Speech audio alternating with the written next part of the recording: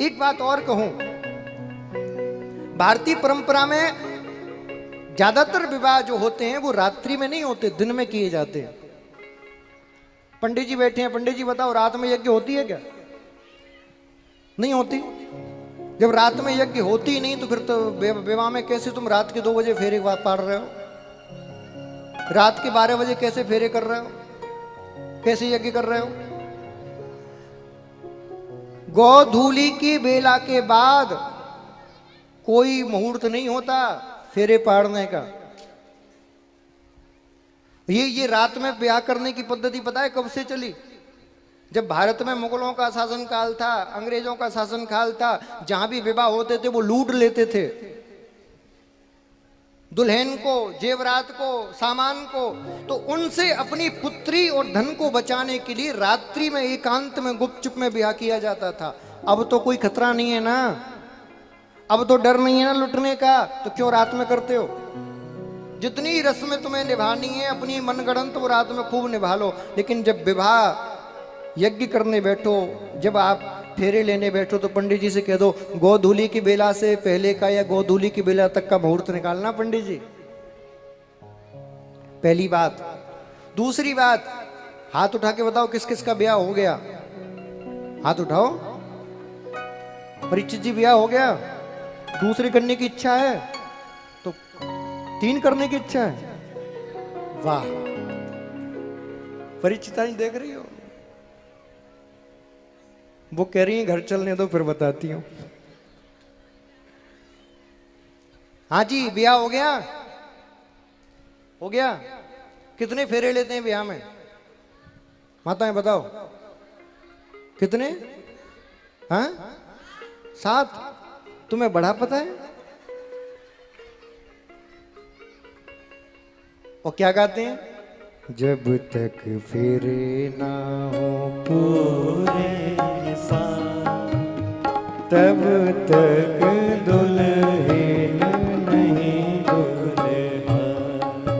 ना ना, ये गलत गाना है। भारतीय सनातनी परंपरा में 7 फेरे होते ही नहीं है। भारतीय परंपरा में, सनातनी परंपरा में केवल 4 फेरे लिए जाते हैं। कितने? ये 7 तो तुमने टीवी देख देख के लिए। 4 फेरे, हाँ 7 नहीं लिए जाते। और एक एक फेरे पर वचन दिया जाता है। अब जिनका हो गया उनसे 7 वचन पूछ लो, हो गया? नया नया हुआ वचन बताओ, एक याद नहीं है। 4 वचन मैं आपको याद करा देता हूं। पहला वचन होता है धर्म का। पति अपनी पत्नी को वचन देता है, देवी मैं धर्म से तुम्हें अपनी पत्नी स्वीकार करता हूं। इसलिए हमारे सनातन धर्म में वाइफ नहीं होती। क्या होती है? धर्म पत्नी। जो धर्म में साथ दे वो पत्नी, धर्म पत्नी। मैं धार्मिक रीति से तुम्हारा पालन करूंगा और जीवन भर धर्म के अनुसार ही चलूंगा। दूसरा वचन देता है अर्थ। मैं धर्म के अनुसार अर्थ कमा के लाऊंगा और तुम्हारा पोषण करूंगा। जब ये 2 वचन पति देता है, तीसरा वचन पत्नी देती है। बोले यदि आप धर्म के अनुसार मेरा पालन करोगे, धर्म के अनुसार धन कमा के लाओगे, तो मैं वचन देती हूं तुम्हारी समस्त कामनाओं को मैं पूरी करूंगी। काम। और जब तीसरा वचन पत्नी दे देती है तो चौथा वचन फिर पति देता है। बोले यदि तुम मेरी समस्त कामनाओं की पूर्ति करोगी तो मैं तुम्हें वचन देता हूं कि समस्त कामनाओं की पूर्ति करने के बाद मैं तुम्हें मोक्ष तक लेके जाऊंगा। ये मेरा वचन है। अर्थ, धर्म, काम और मोक्ष, ये चतुर्विध पुरुषार्थ के लिए विवाह किया जाता है। तुम किस लिए करते हो? घर वालों ने करा दिया इसलिए कर लिया। इसलिए थोड़ा समझ के करिए। एक चीज और कहूंगा, जहां विवाह होता है वहां देवताओं का आह्वान किया जाता है, देवताओं का भोग लगाया जाता है। और देवता कभी ऐसे स्थान पर नहीं आते जहां भक्ष्य अवच्य खाया जाता हो, जहां झूठन खाया जाता हो।